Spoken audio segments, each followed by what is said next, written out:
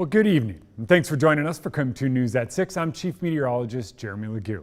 Wildfire season is fast approaching, and recent rain has helped not only lower wildfire danger in the immediate future, but it's also giving crews more time to prepare for the hot, dry months of summer.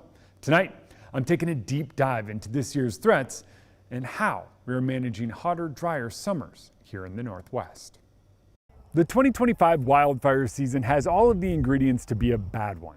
This spring has already been abnormally warm and abnormally dry, a trend that is likely to continue through summer. Parts of the region face drought. It's not near as bad as it is in other parts of our country, but it's what's dry right now that is of greatest concern. Both the Cascades and the Northern Rockies dealt with seasons-long moisture deficits. Our mountain snowpack, which peaked in late March, melted rapidly in the April and early May heat. Timber or forests tend to hold more moisture through short-lived dry spells. But as that moisture dries out, it can take seasons to regain what is lost. And that's where we sit in the woods of eastern Washington and North Idaho right now. Things like grass and shrubs green up quickly in the spring, but dry out just as fast. By late summer, they often become the fuels to some of our largest and fastest growing wildfires in the region. Here's how to think about it. Things will start drying out in June.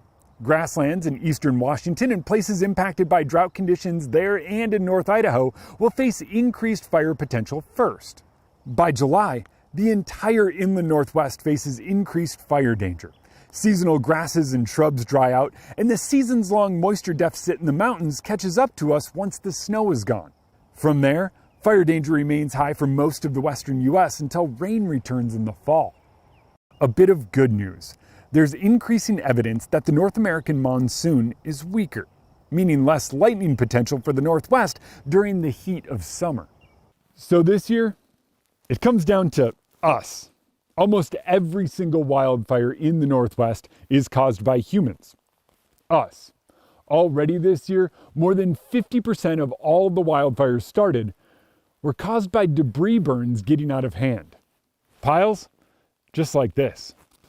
You might have already smelled smoke this year. A lot of that has come from prescribed burns like this one here at Turnbull National Wildlife Refuge. By burning a lot of the fuels down low early in the year when things are still wet, it stops the fire from spreading up into the trees and getting more intense, meaning crews have a better shot at fighting wildfires when they start in a place like this later in the year. Another way to achieve that very same goal is by literally coming in with saws and cutting down all of those smaller trees and underbrush. It's very similar to the prescribed burns. It gets rid of all of the stuff that would allow the fire to spread up into the canopies of trees. We've seen crews doing this all over the inland Northwest as a way to battle the spread of wildfires as our summers become hotter and drier. Once the fire ignites, one of the biggest factors in stopping growth is response. By having more crews in more places with more air and more ground resources, wildland firefighters are able to respond faster before manageable starts get out of control. Last year, many fires were stopped before even reaching 10 acres. By staying vigilant, we can reduce the number of wildfires we see and the number of acres burned. It's things like following burn bans or skipping out on the fireworks, even just exercising extreme caution on critical wildfire danger days. Those things really do make a difference. In a year like this, wildfires are inevitable. But when it comes down to us, we really can save lives and homes and countless acres of natural beauty here in the inland Northwest.